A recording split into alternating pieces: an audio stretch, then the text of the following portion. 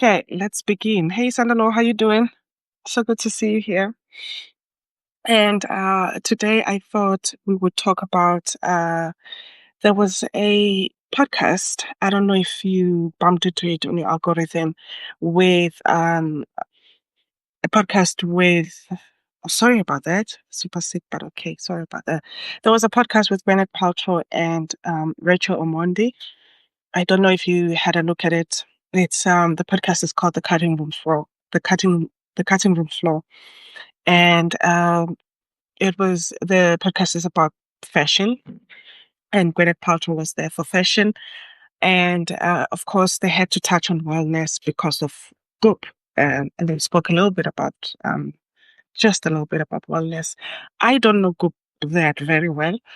Um, I also don't know um, the cutting room floor of that very well, but there were just some meets there that happened, and I can put the link of the clip that I saw to see what I'm talking about. But there was just some wellness myths that I thought, oh, I thought everybody knew this. So I wanted to talk about that today and just cut down on some myths. And if you want to jump in, let me know, Sandalo. If you want to add any opinions, let me know. So here were the myths that I saw on this podcast. The first one was wellness is for the unwell.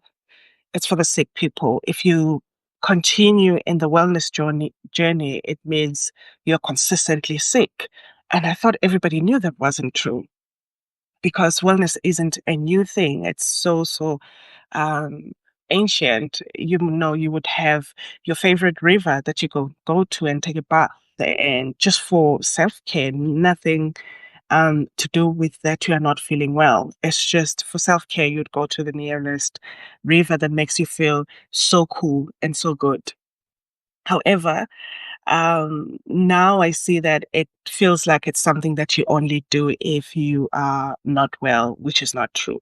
So it's an old tradition that has been going on for so long. So I thought I would put that out there to say, number one, that's a myth. Wellness isn't just for the unwell. It is for people who want a higher quality of life, if you want to just have a much better experience of this life than what you're having. Okay. And also, the second one was alternative medicine or alternative therapy is a scam, or anything outside of the doctor's office is a scam. And I also didn't agree with that because the reason we sought refuge with these wellness blogs, Gwyneth had a wellness blog, which is good, is because doctors were not telling us everything at that time. They were not telling us everything. And I remember I had just been, when the blogs were coming up, the wellness blogs, I had just been diagnosed with two issues, very serious ones. And all the doctor could tell me was, this is the medication you'll be taking each and every month. And at that time, I look at the price of the prescription and it didn't work together. With what I had and with the money that I had at that time. And I had to look for alternatives.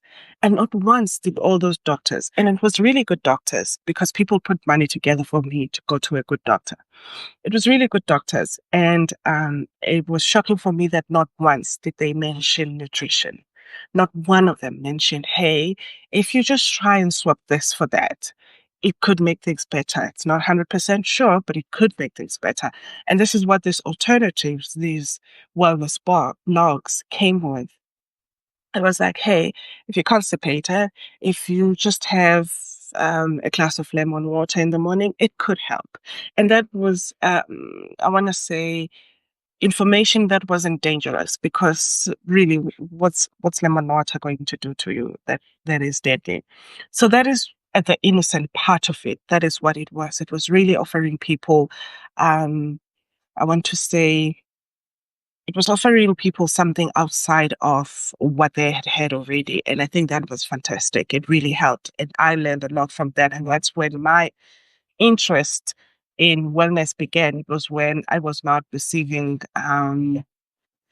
the right information from the doctors or all the information from the doctors. And I went to look at what other ways are out there to feel as well and the quality of life that I want.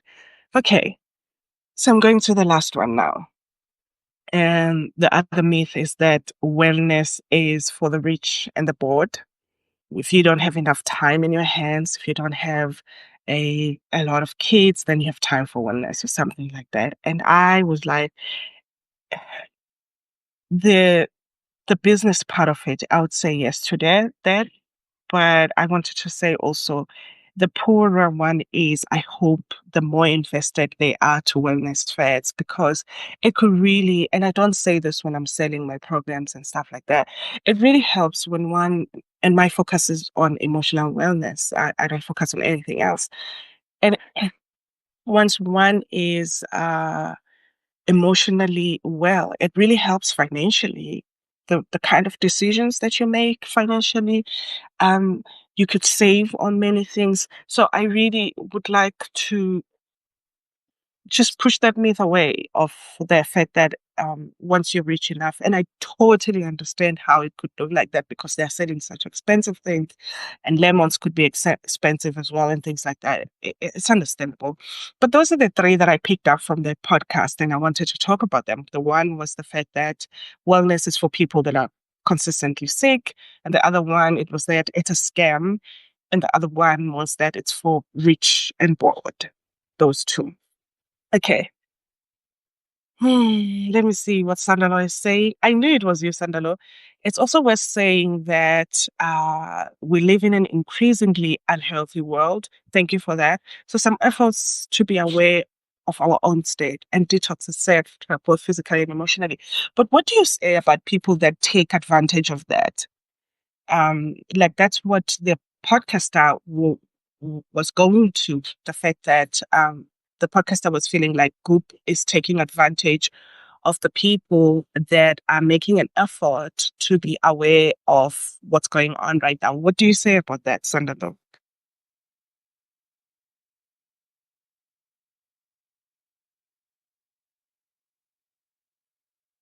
There's a kettle boiling.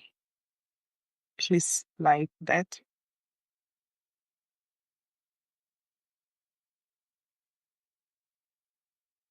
Do you feel that uh, aha. And I think that is what has given it a bad rap, where it's about, um, I like that you use the word magical thinking. Um, and that is what gives it, so I think is a complex question. Yeah. People do take advantage and also charging some very crazy prices for something very simple. And that's another way. So it's either um, pretending that what a person has is magic, and also making it very, very expensive.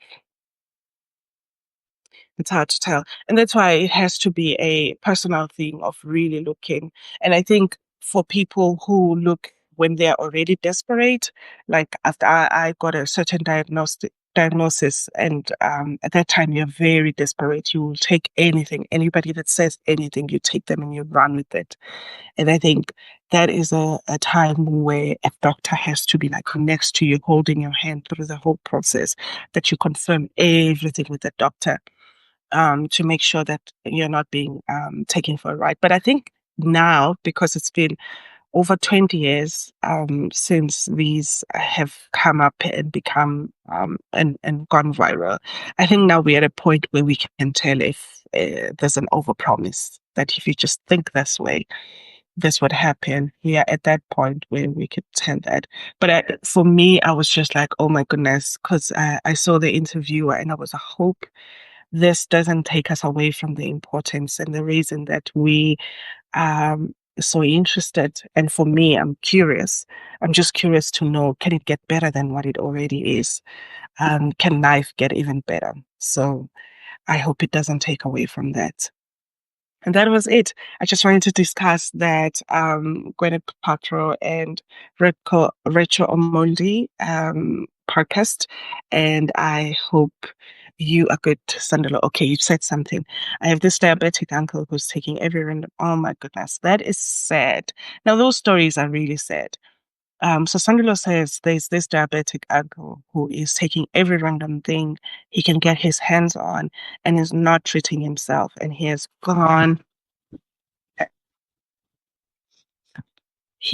gone totally bonkers. And we wonder, yeah. And you've heard of stories of people who have cancer and decide not to go with chemotherapy. And it's really, but yeah, it is important to not throw it out. And I think those are very specific situations where you are desperate for a result. You will take anything that comes your way. But outside of that, I think it's important to be curious and look at that. Yeah. I feel those stories, there's a million of those stories about people who have a serious issue. And I think serious issues deserve serious doctors. They do.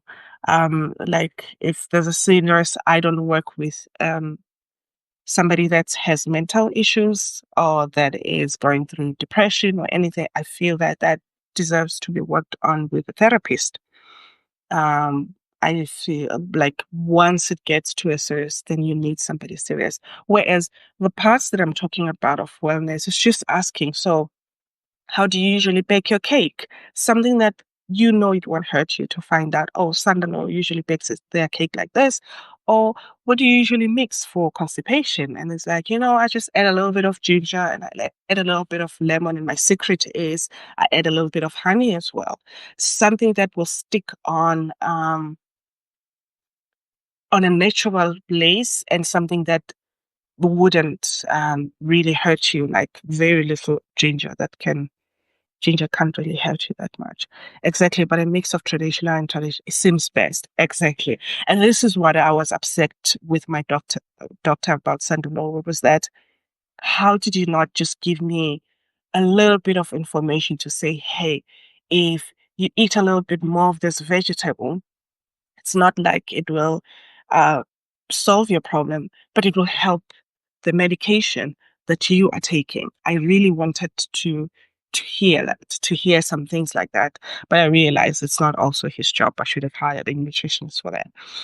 But it's those things of like, how do I help myself for this to heal even faster?